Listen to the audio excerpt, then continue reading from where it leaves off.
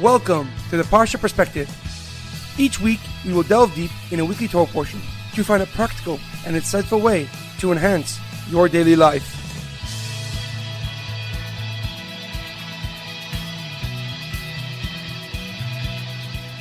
Thank you for tuning in. My name is Shalom Yemini. Each week, we will look into the weekly Torah portion to find inspiration that will complement your daily life and intensify your connection to God. This week's Torah portion is Parshas Ki Tisa. Our Parsha tells us a story of our biggest lapse of judgment in our history. A mistake that almost caused God to destroy the Jewish nation. A transgression that killed thousands of Jewish people and has consequences that are felt till this very day. The sin of the golden calf. The story begins when Hashem tells Moshe to come back up the mountain after the giving of the Torah. He was to stay on the mountain for 40 days and 40 nights to study the Torah and bring the Luchos down to the Jewish people. However, while Moshe Rabbienu was on the mountain, some people miscalculated his return date and began to spread the rumor that Moshe has died. The Jewish nation ran to Aaron and Chur, Miriam's son, and demanded that they make an idol to lead them in Moshe's stead. Chur tried to talk them out of it. He told them that Moshe's return was imminent and there was no need to worry. But his relentless refusal infuriated them, so they decided to kill him. Aaron realized that he had no choice but to follow their plan or face a similar fate. He told them to gather all their gold and bring it to him so he can create an idol. Secretly, he hoped that it would take a while for them to collect it, and by that time, Moshe Rabbeinu would be back. However, he was sorely mistaken, because before he knew it, the Jewish people had collected all their gold and brought it before him. Having no other choice, Aaron put all the gold into a fire, and the gold took the form of a calf. The Jewish people began to dance around the golden calf, believing that it was their leader and representative before God.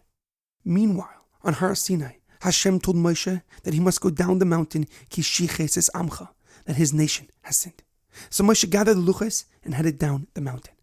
As he was coming down, Moshe saw the egel hazav, the golden calf, and the people dancing around it, and at that moment, he decided to destroy the Luchos. Moshe then quickly burned the golden calf and grounded it into a fine powder. He then gathered the entire Shevet Levi, the tribe of Levi, to punish those who participated in the sin. Moshe then turned to God and begged him for mercy. He told Hashem that if he was to destroy the Jewish nation, he should erase his name from the entire Torah. However, a question comes to mind. Before the Torah recounts the story of the egel hazav, it reminds us of the mitzvah of Shabbos.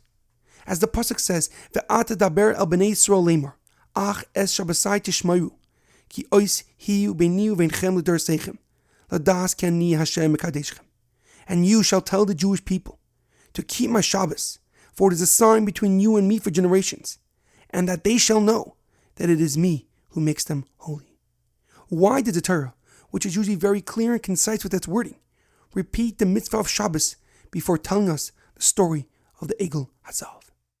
Rashi on that pasuk explains that the reason why the mitzvah of Shabbos is repeated is because the Torah just completed the mitzvahs, the commandments on how to build and use the Mishkan. And therefore, the Torah wants to remind the Jewish people that even though it is a mitzvah, a big mitzvah in fact, to build a Mishkan, it is forbidden to do so on Shabbos. For the mitzvah of Shabbos takes precedence on almost every other mitzvah.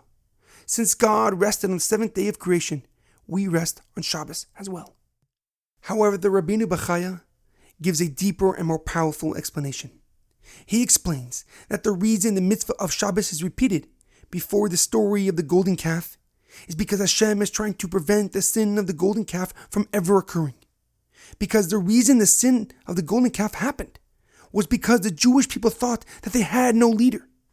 And this is why the pasuk in the mitzvah of Shabbos says, "V'shamru b'nei Yisrael es ha-Shabbos, lasas es ha-Shabbos l'doraisam, bris olam." The Jewish people shall keep the Shabbos, for observing the Shabbos is a covenant for all of time. Beini uvein b'nei Yisrael, ois hi li'olam, ki sheishes yamim asa Hashem es ha-shamayim ve'es ha'aretz, u'b'yom hashvi Shabbos v'inafash. A sign for all eternity between me and the Jewish people.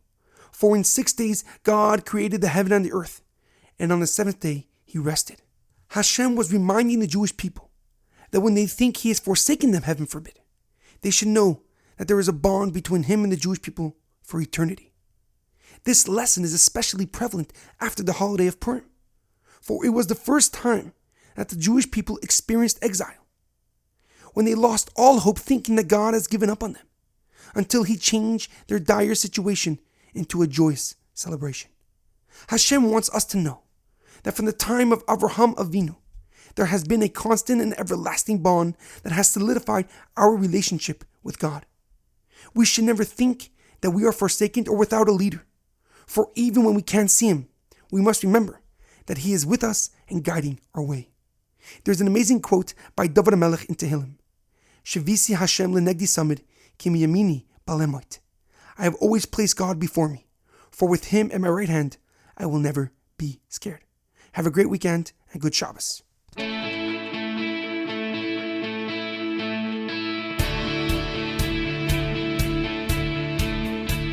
Thank you for tuning in to the Parsha Perspective.